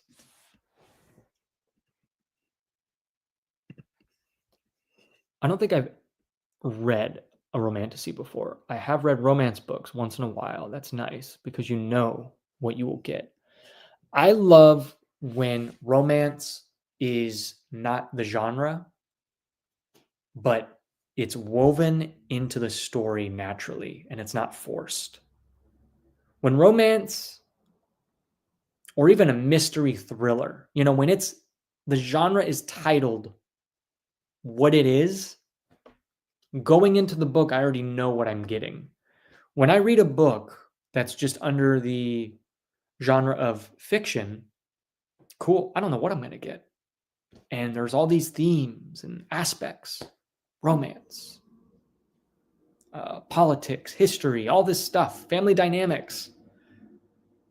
When all that comes into play while you're reading a fictional book and it surprises you, that's what I love. I don't think I could approach a romance book that's under the genre of romance, because it'll feel forced. The whole book is written around that trope or that genre per se. What classics have I read? I'm always asked this, and then I always ask the question, what is a classic? Right now I'm reading a classic. This is a 40-year-old classic. This is a classic. Or is a classic Dracula, because it's from the 1800s. Stephen King, classic. His books are 40, 50 years old, 30 years old. I've read a whole bunch of classics, but under the genre of classic, I think maybe Haunting of Hill House, All the Pretty Horses, The Last Unicorn. That's a classic. Yeah, I can't think of any at the top of my head right now. Harry Potter, wouldn't that be a classic? I've already looked for that channel. Will be good to help study for my health classes. Nice. Glad you landed on something.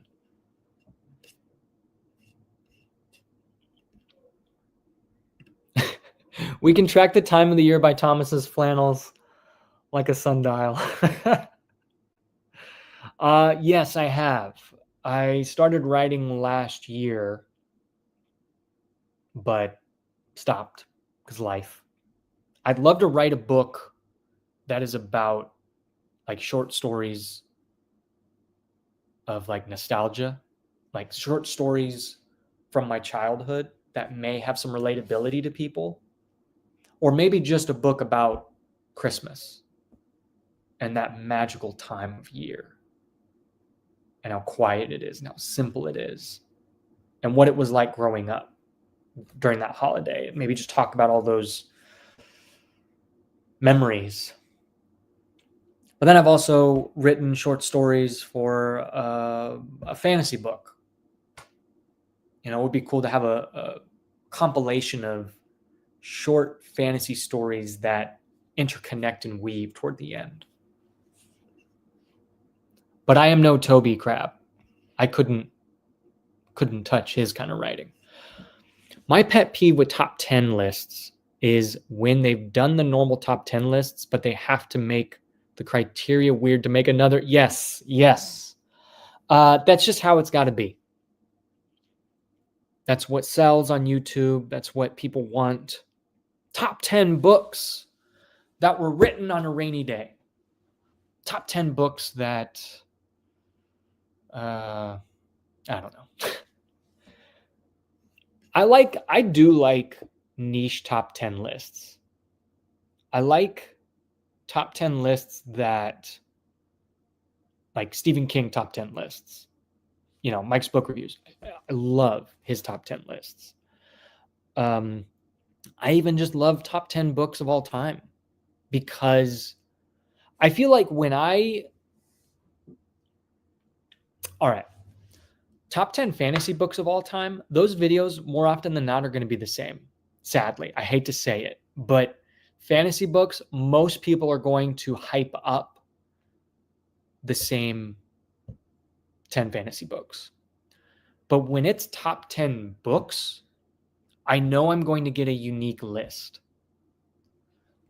Jared Henderson, unique list. Man Carrying Thing, I think he has a unique taste of books. And there are various booktubers out there that are going to have unique top 10 books of all time. I love those lists because you're going to get something different. Murphy Napier, her number one book, I think, is the Beartown trilogy by Frederick Bachman. I don't see that. I don't see that on other people's channels or lists. So it's very cool to get those. But it is funny when they have to keep writing making unique lists just to keep it fresh. Have you read Joe Hill? No, but I would love to. Again, if I wasn't reading Lonesome Dove, I'd be reading The Shining right now. And probably afterwards, I'd love to read Nosferatu during Christmas time. Joe, what is your favorite Joe Hill book?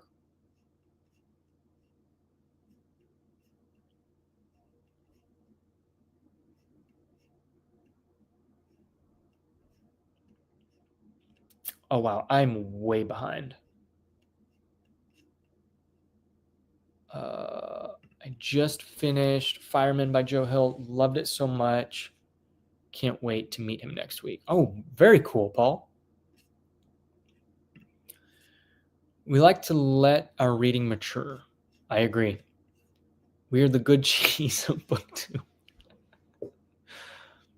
First time on the stream, I feel seen as a slow reader. Currently 2/3 through Lonesome Dove. Your content is what got me to take the plunge after having the book calling to me from the shelf for a while. Andrew Smith, welcome. So happy to hear from you and see that I'm not reading this book alone. I'm glad you're loving it and glad you dove in just like me. I get so sick of seeing romantasy everywhere. I know. But I'm going to be an optimist. If that is your first genre that you dive into in this modern time of reading, 2025, 2026, if that's what you read, great, because you're reading. But guess what? Maybe you'll get into something different. Maybe that's just the stepping stone into another genre, into greater works of fiction.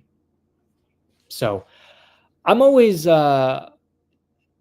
hopeful, because when I see young folks reading, I say young folks like I'm 80, but I'm 31. When I see, high school kids and early college kids reading romantasy and all those summer books and fall books and pumpkin spice cafe and peppermint latte cafe books, cool, you're reading. If I see you holding a physical book in your hand, that makes me happy. And if that's just your first stepping stone into something greater, I'm all for it. Yes, I thought that was only me. I like a good romance subplot that feels earned. Yes. Anything that is earned. Goodness. That is why I read. That is why I watch certain shows. Anything narratively and story-driven that is earned. Man. You feel it so differently when something is earned. I always say a classic is a novel that has and will continue to stand the test of time. It doesn't matter if it's 10 or... Yep. Amen, Toby. What you said about romance is my opinion on tropes. I think tropes are great, but it shouldn't be the force of a story. If anything, I think the best is if you discover the tropes instead of inserting them. Yes. Amen. You got TV shows and movies that are strictly built around Christmas time or Halloween. That is very tropey, very genre, a niche genre. The whole thing is built around that holiday, around that time. Whereas if Christmas is just sprinkled in, like Godfather or Hateful Eight, or Thanksgiving during Prisoners, it makes that film stand out a little more. I know it's weird, but yeah, Prisoners is my annual... Prisoners by Denis Villeneuve is my annual Thanksgiving watch. I never thought I could either. My wife asked me to read a romance book. I said, okay, but give me one where it's not all about.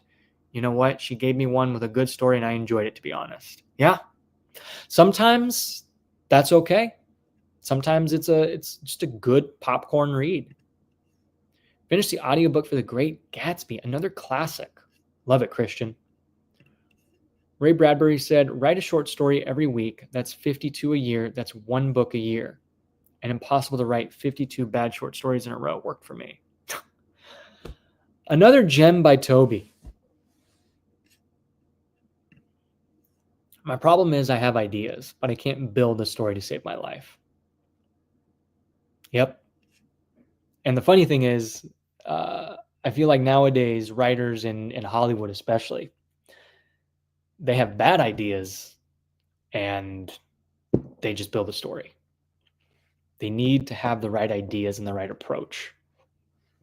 My wife watched the John Candy documentary over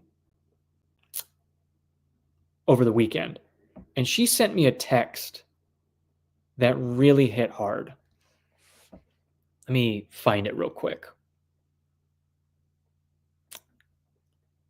bear with me. It's something about writing and directing, and something that really hits hard when it comes to, modern films and modern TV and books and games. There was a comment in this documentary that really makes perfect sense. A director said that when a director loses touch with society or people in a real work environment, they lose all sense of how to create real characters. That hit hard. That's why I yearn for books that have real characters. So many characters in movies and books and games feel so hollow, cardboard cutouts.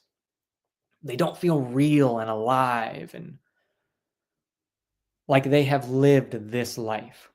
They don't feel like that. They just feel like vessels for exposition, vessels for a message, vessels for something. But I don't care about these characters.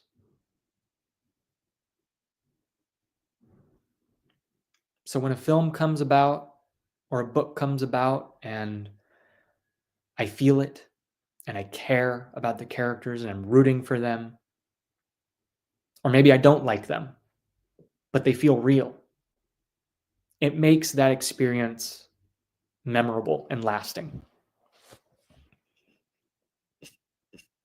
Dear gosh, I'm way behind on the chat. I really appreciate everyone in the chat. 46 people. We're 2 hours in.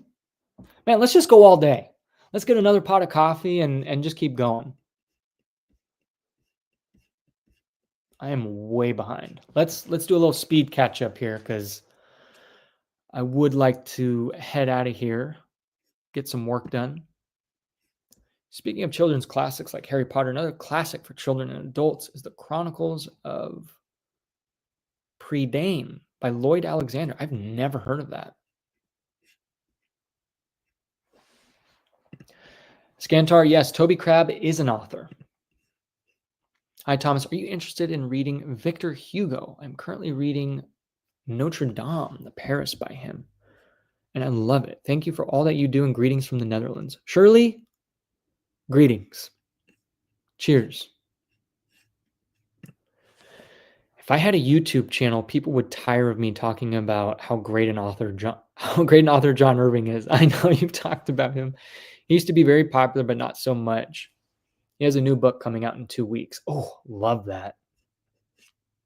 I also love when an author doesn't write a whole lot.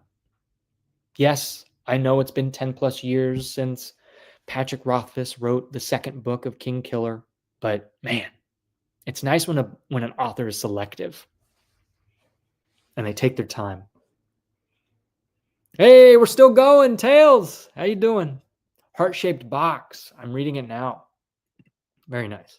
Sitting here eating dinner right now. What are we eating? Nice little salmon salad or steak? What do you think about Aragon books? I have not read any. Heard about them. Heard good things. Did you read the Dark Tower series? I'm in the Wastelands right now.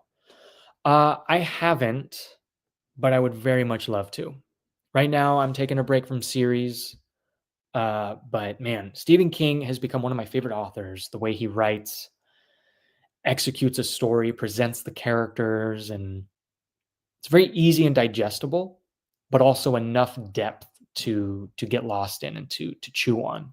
So when it comes to the Dark Tower series, I would very much love to do that.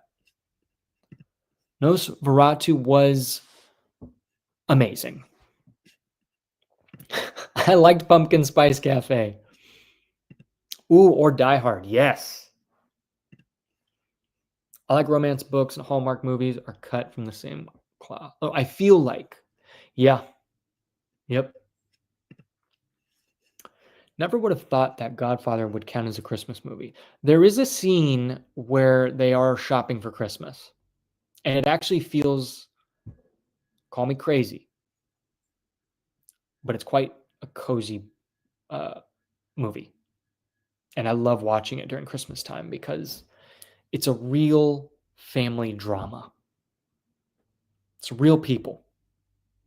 Yes, it's not real, but it's real emotions, real feelings, and conversations, and dinners, and drinks, and yeah, it's just nice to have on. What is your favorite genre? That's tough because I would say fantasy, but right now it's not. I've definitely changed as a reader. I lean more toward fiction right now. So maybe fiction right now? Maybe Western? Have ordered King Sorrow. Very nice. What's King Sorrow about? Everyone's talking about it. Mason, how you doing? 250 pages into Salem's Lot. First time reading Stephen King and loving it. Was not expecting the huge cast of characters. I know. It's a big book. And there's that one chapter that I believe you've already read where it's a day in the life of every townsfolk in Salem's Lot. And that chapter really made me feel something for that book. Hope you enjoy it. You'll have to let me know how you think of it when you finish it.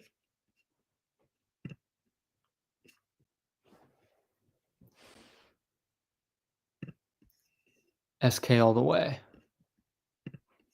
I'm out. Have a nice day, everyone. Hey, thank you for hanging out. I appreciate you.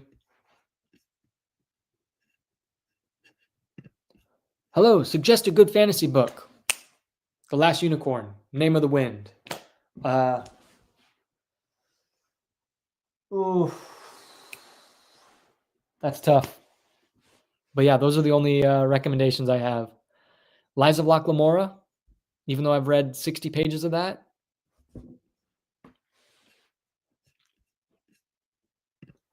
I feel like a lot of producers don't even like the stories they're turning into movies. Yeah. I don't know why I can't stop reading Stephen King books. I try to read something else, but I know. He is. I've stated in one of my videos. He's my favorite potato chip kind of author. When you have a bag of potato chips, you eat one, that salty taste kind of sits on your tongue. You're just like, man, I'm gonna grab another potato chip, another one, and that's the author he is. It's that good. Lonesome Dove characters stay with me to this day. I mean, I put this book down and I'm still thinking about it. I skipped work to be here. Your channel is awesome. Joe, you're the man. Appreciate you. Thomas, please go live like 7 days a week. We need more talks like this. This is such a relaxing stream. You're the best. Reading Chronicles of Narnia right now. Ooh, what are your thoughts on the upcoming Harry Potter series? Do we really need it? Like, really? I don't know. I also don't follow a whole lot of Hollywood. I don't follow a lot of what's getting put out. I'll follow here and there of like what video games are coming out, but that's it. Maybe a movie here and there, but I don't know. Don't really care for it.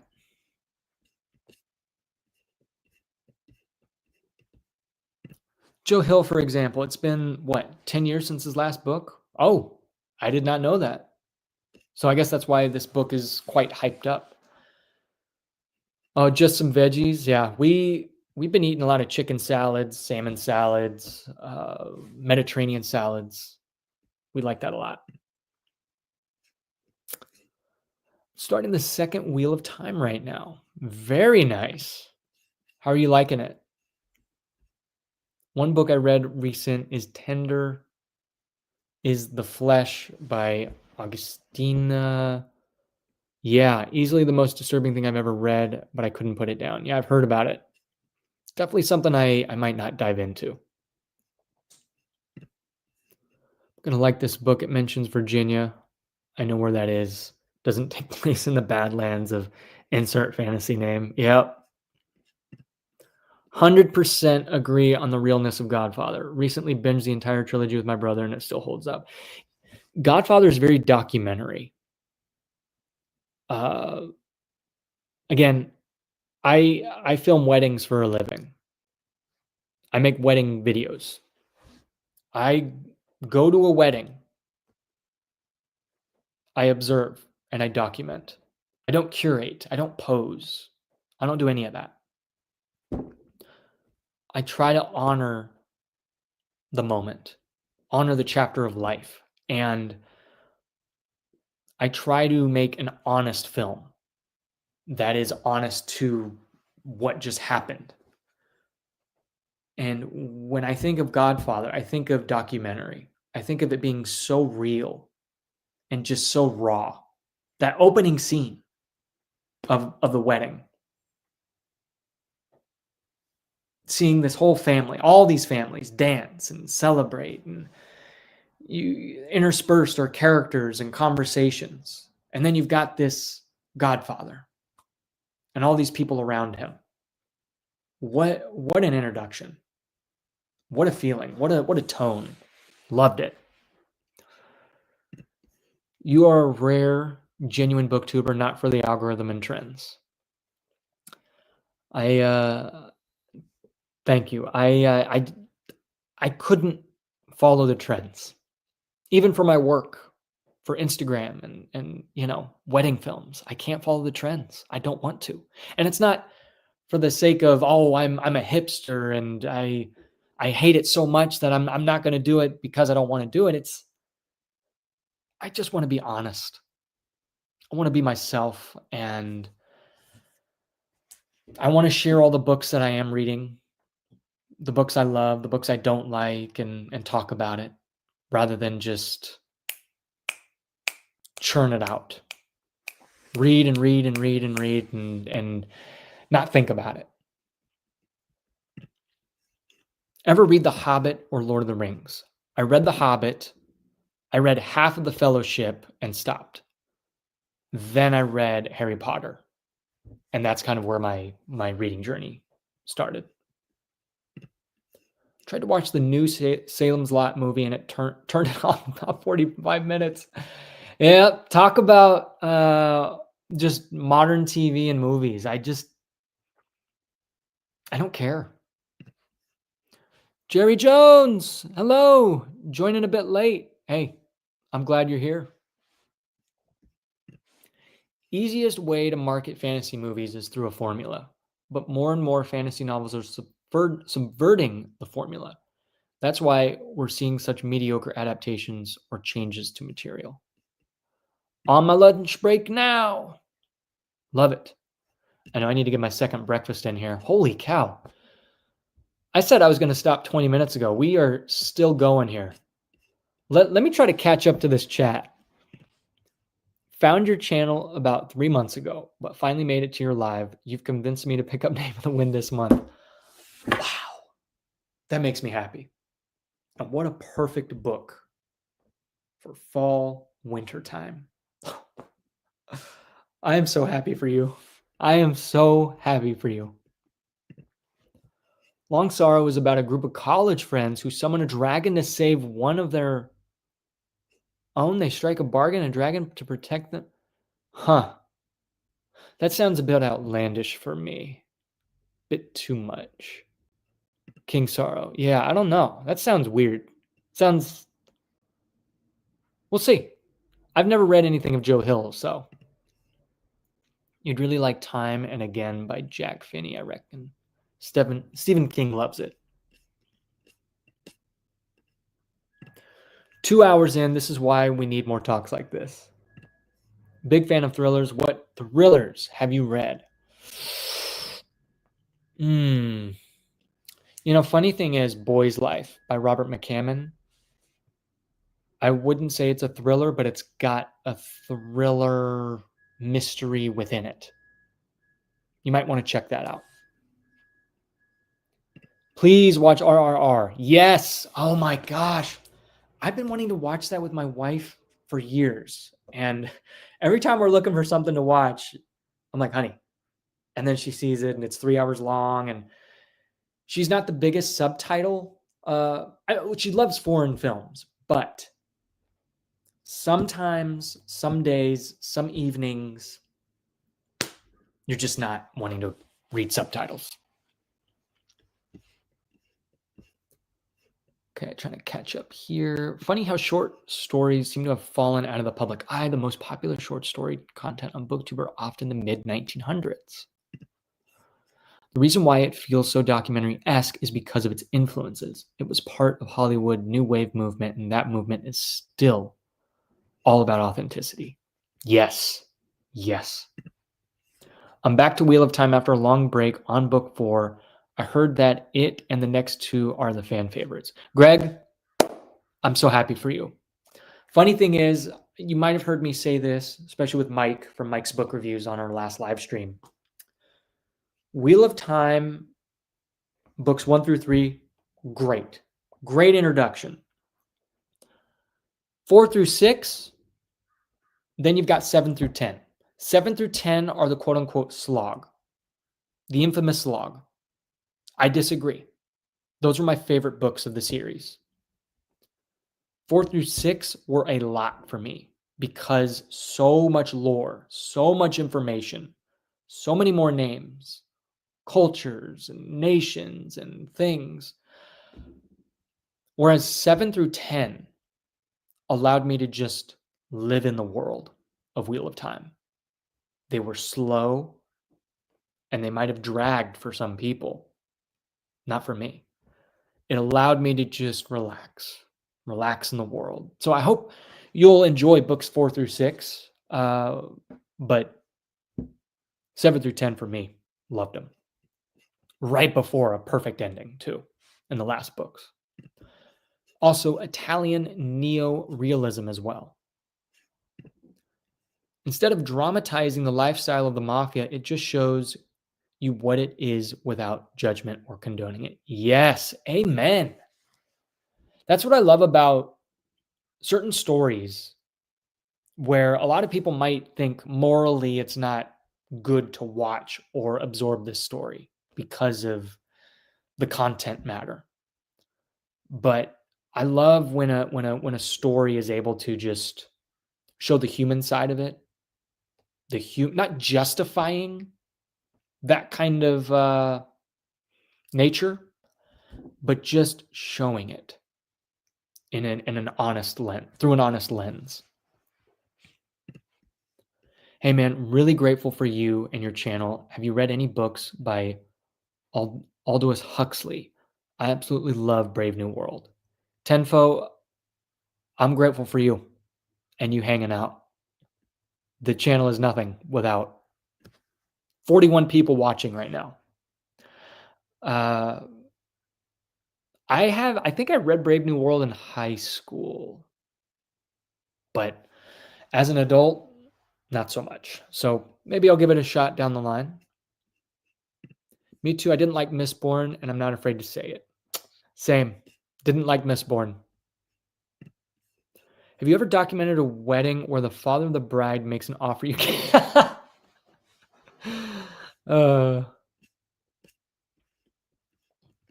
I've been enjoying taking my time on each book that I read. There's something special about reading a story and just reflecting and journaling about my experience. Love that, Jerry. I've yet to journal, but I'm sure it's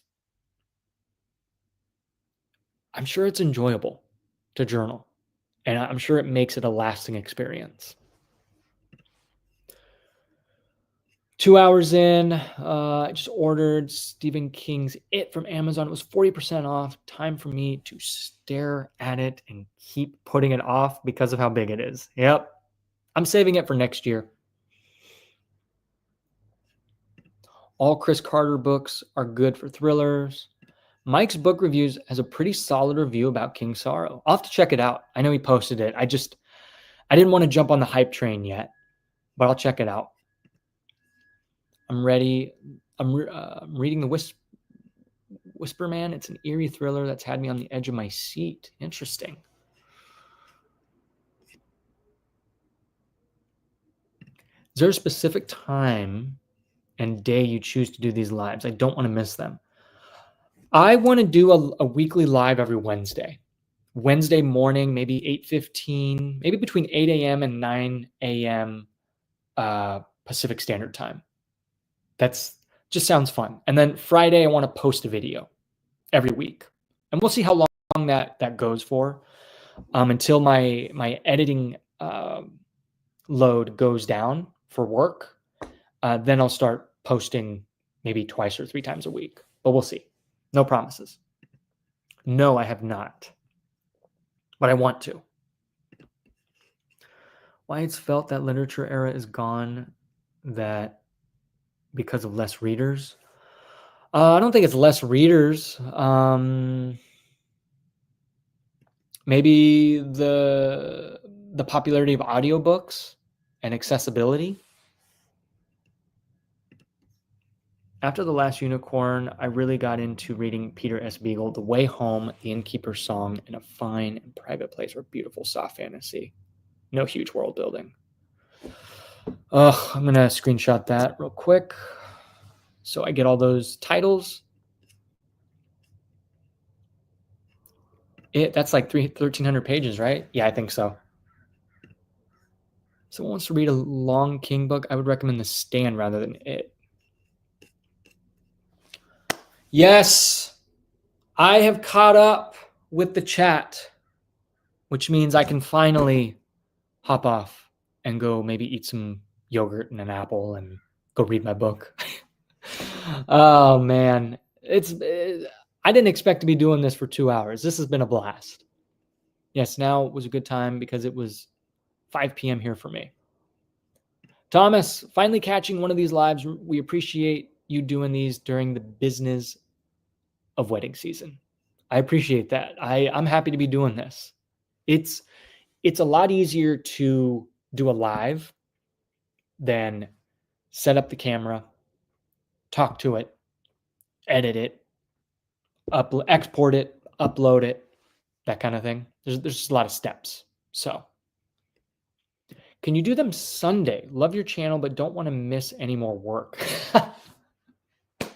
Oh, you're funny, Joe. No, not Sundays. Sundays is family day. I'm sorry. But Wednesday, that kind of midweek day, feels right to me. But yeah, guys, this is it.